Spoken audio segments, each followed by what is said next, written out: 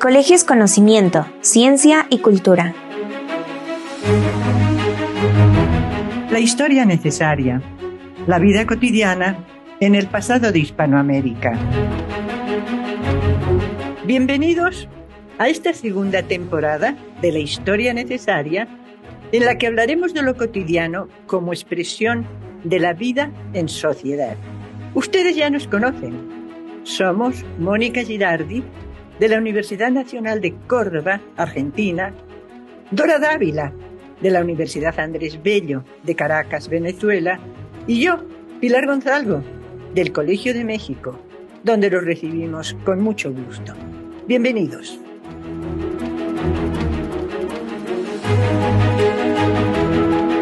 Una mujer sin importancia. Soy Pilar Gonzalvo, del Colegio de México. María Josefa Mijares fue una joven provinciana que en los albores del siglo XIX dejó testimonio de su vida personal y familiar en la solicitud de divorcio eclesiástico presentada en la Arquidiócesis de México. No eran frecuentes estas demandas. Se han localizado menos de 100 a lo largo de todo el siglo XVIII y apenas en el último cuarto se concentran la mayor parte.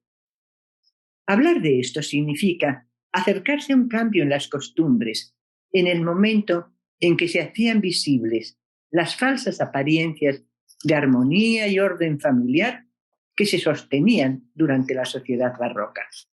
Poco se puede decir de la felicidad conyugal o de desavenencias matrimoniales en tiempos remotos, no solo por la pérdida o inexistencia de los archivos que lo podrían mostrar, sino porque no se había considerado que todas las parejas debían legitimar su unión mediante la consagración sacramental.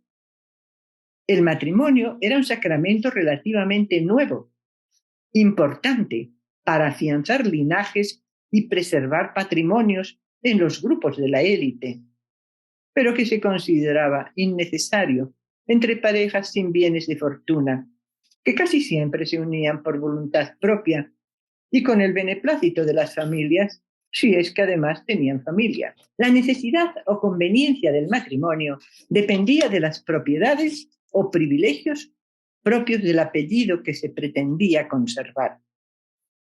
En las provincias americanas del Imperio Español se recibieron cédulas reales y recomendaciones para que los conquistadores y encomenderos contrajeran matrimonio.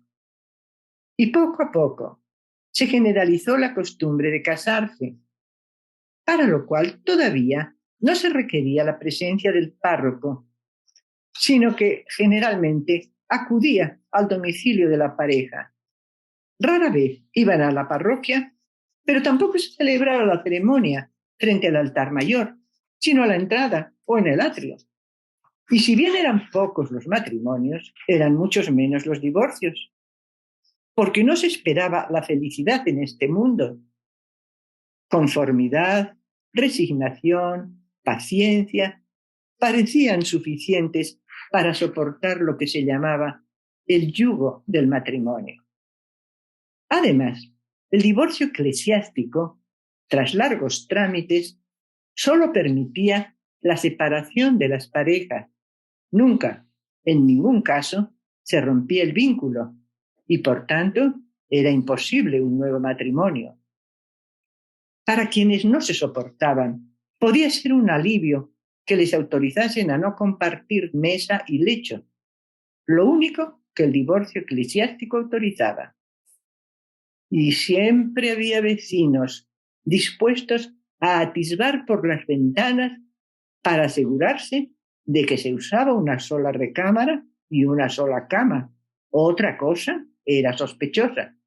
Lo que hoy nos parece una intromisión inconcebible se veía con naturalidad, y por eso en los juicios familiares se recurría al testimonio de residentes cercanos que solían estar muy bien informados. El caso de María Josefa es peculiar porque ambos cónyuges confesaron sus infidelidades y se refirieron sin eufemismos a las intimidades propias de lo que consideraban ambos sus derechos al sexo en la vida conyugal.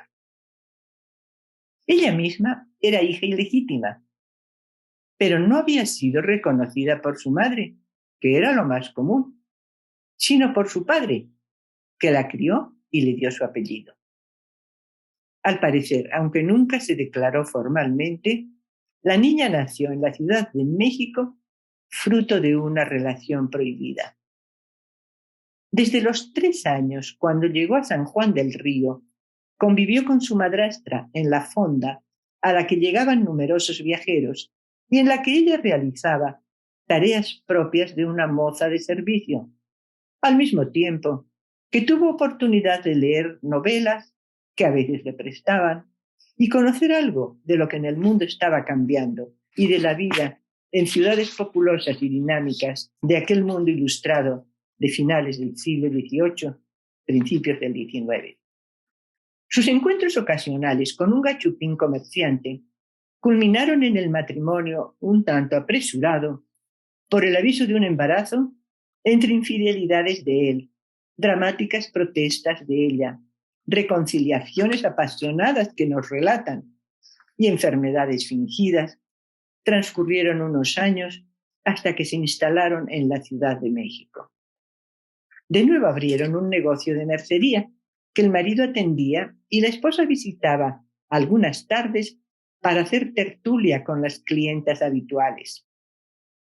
Las infidelidades se repitieron por ambas partes hasta que murió el padre de María Josefa, dejándole 7,000 pesos como herencia, lo que se consideraba una apreciable fortuna, y fue el momento que ella eligió para solicitar el divorcio.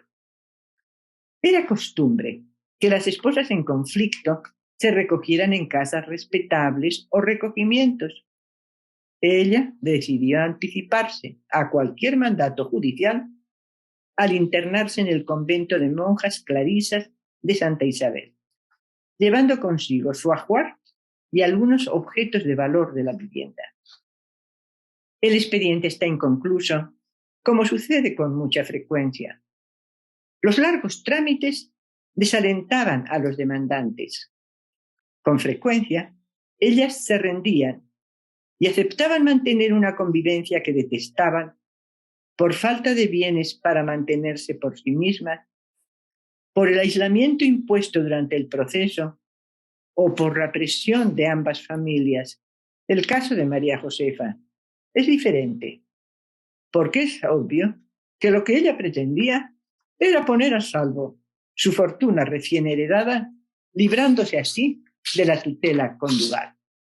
No se trata de un caso excepcional en cuanto a los motivos de la demanda y las circunstancias de la convivencia. Algo semejante se vislumbra en otros expedientes de divorcio en los que, sin embargo, era común que se resguardase la apariencia del buen comportamiento de la esposa en defensa del honor familiar y en busca de un arreglo económico que le fuera favorable a ella, como víctima y promotora del trámite ante el arzobispado. Para todos era conveniente la imagen de mujer agraviada, maltratada, abusada, violada. Y no hay duda de que muchas lo eran. Pero tampoco faltan indicios de casos muy diferentes en los que ellos aceptaron su papel de agresores prepotentes por salvar su imagen de varón macho poderoso.